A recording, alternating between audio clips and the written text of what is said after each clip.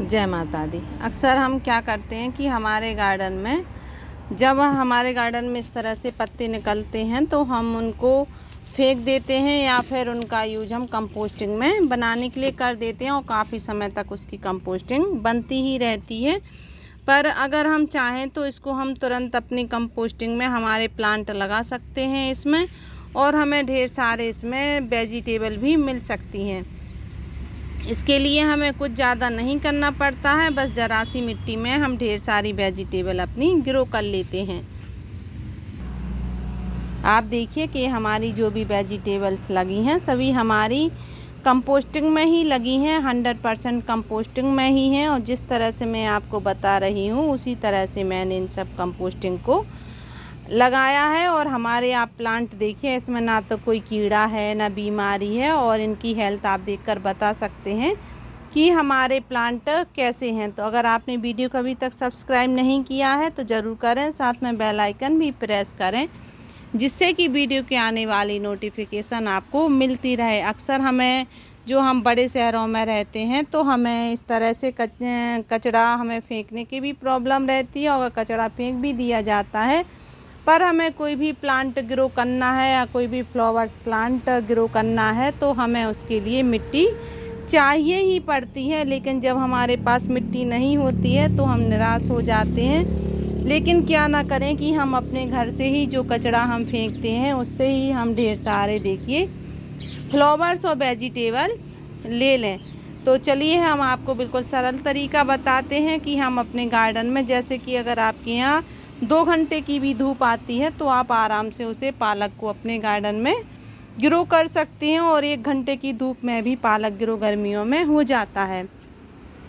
साथ में आप टमाटर हैं, बैगन हैं, मिर्ची हैं, इनके भी पौधा आप किचन कंपोस्ट में ग्रो कर सकते हैं। अभी हम आज आपको पालक ग्रो करना बताएंगे कि पालक ग्रो हम कचड़े में कैसे करेंगे, और जो रिज़ल्ट आपको देखिए हमारे गार्डन में मिल रहा है वही रिज़ल्ट आपको भी मिलेगा। आप देखिए कि हमारे सारे प्लांट काफ़ी हेल्दी हैं। और मैं क्या करती हूँ कि इस तरह से जो अभी हमारे प्लांट हैं उनकी जो बड़ी पत्तियाँ होती हैं उनको मैं हार्वेस्ट कर लेती हूँ, या फिर हमारे प्लांट की अगर कटिंग होती है, जैसे कि कोई बड़ी टहनी है तो उसकी कटिंग की जाती है, या फिर हमारे घर में ही किचन का कचरा ढेरों निकलता है तो हम क्यों फेंकें अगर हमारा किचन का कचरा भी हमें ढेर सारी वेजिटेबल दे रहा है।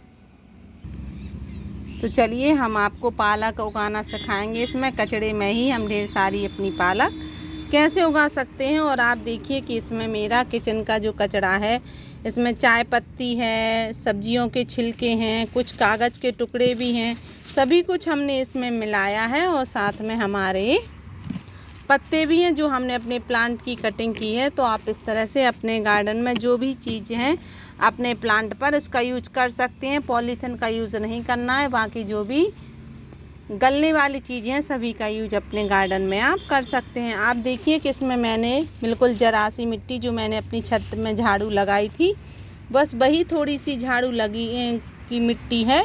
बाकी आप देखिए कि इसमें पूरा कचरा ही कचरा भरा पड़ा है। तो इस तरह से आप बीच बीच में एक मुट्ठी जब आप देखें कि हमारा ये कचरा करीब 4-5 इंच हमने डाल दिया है तो फिर हमें उसमें थोड़ी सी, अगर हम उसमें कंपोस्टिंग वाली मिट्टी, या फिर आपके पास जो आप झाड़ू लगाते हैं अपने गार्डन में, तो इस तरह से अगर झाड़ू वाला कचरा निकलता है तो वो आप इसमें अपने गार्डन के जो आप प्लांट लगा रहे हैं उसमें आप डाल सकते हैं, उससे वो जल्दी से डिकम्पोस्ट हो जाएगा। अब हम क्या करेंगे, इसमें हम और कचरा मिलाएंगे क्योंकि ये हमारा आधा ही है, हमें पूरा ऐसे कचरे से भरना है। अगर इस तरह से अगर आप प्लांट लगाते हैं, अपनी पालक ग्रो करते हैं, तो आपको उसमें कभी भी, जब तक हमारी पालक उगने वाली है, जब तक हमें एक बार भी खाद नहीं डालनी पड़ेगी।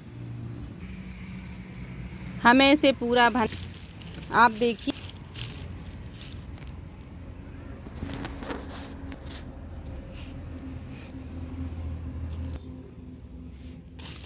देखिए कि मैंने इसे अपना पूरा भर लिया है। आपको भी इसी तरीके से इसको पूरा भर लेना है। बिल्कुल नहीं सोचना है कि ये पूरा भर गया है, अब हम अपना प्लांट ग्रो कैसे करेंगे। बस आप देखिए कि आप इस तरह से जब आप देखें कि ये करीब 90% भर गया है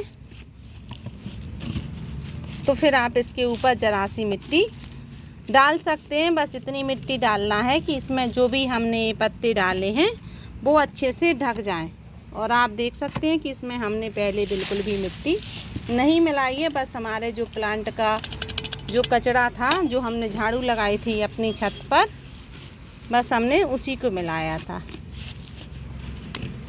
और इसमें पालक इतनी अच्छी होगी, इतने बड़े बड़े पत्ते होंगे कि आप देखते ही रह जाएंगे। आप कंपोस्टिंग में लाकर भी अगर प्लांट ग्रो करते हैं तो वो रिज़ल्ट आपको नहीं आएगा जो आपको इस कंपोस्टिंग में आएगा। और ये कंपोस्टिंग ही हो जाएगी। और जब ये पककर आपका प्लांट अच्छे से कंप्लीट हो जाएगा तो फिर इसमें आपको कोई भी कंपोस्ट नहीं मिलानी पड़ेगी। बस आपको इसमें बस पानी देते रहना है और कुछ नहीं करना है। आप देखिए कि ये ढक गई है। अगर थोड़ी खाली भी है तो भी कोई बात नहीं, क्योंकि इसमें हम कुछ एक चीज़ और ऐसी मिलाएंगे जिस वजह से पूरी अच्छे से ढक जाएगी। और आप देखिए कि मैंने इसमें केवल ज़रा सी ही मिट्टी मिलाई है। और अब आप देखिए कि ये हैं हमारे पालक के सीड। जब हम पालक के सीड डालेंगे उसके पहले जब हम पूरा अपना जो हमने जो वेस्ट मटेरियल मिलाया है इसमें वो पूरा अच्छे से ढक जाए। आप इसमें अभी आप कोई भी खाद नहीं मिलानी है जब तक आपकी इसमें पालक ग्रो हो रही है। कोई भी आप कंपोस्टिंग नहीं मिलाएंगे और आप विश्वास रखिए इसमें आपको बहुत अच्छा रिज़ल्ट भी आएगा। आप देखिए पूरी ढक गई है। अब हमारे जो पालक के सीड हैं वो हमें क्या करना है कि वो हमें इसमें पूरे में अच्छे से इस तरह से छिड़क देना है। इससे हमें हमेशा ज़्यादा मात्रा में थोड़ी सीड डालनी चाहिए कि अगर कुछ इसमें से जर्मिनेट नहीं हुए तो हमें ये नहीं लगे कि हमने अपनी मेहनत बेकार कर दी। और अब देखिए कि हमने इसमें जो अपने पालक के सीड डाल दिए हैं। अब हम इन पालक के सीड को अब ढकने वाले हैं। तो ये है हमारी गोबर की खाद, जो कि मैंने इसे थोड़ा गीली करके रखा था जिस वजह से कि इसमें नमी बनी रहे। और अब हम इसमें रोज़ हमें पानी तो देना नहीं है, तो आप इस तरह से इन सभी सीड को गोबर की खाद से आप ढक सकते हैं।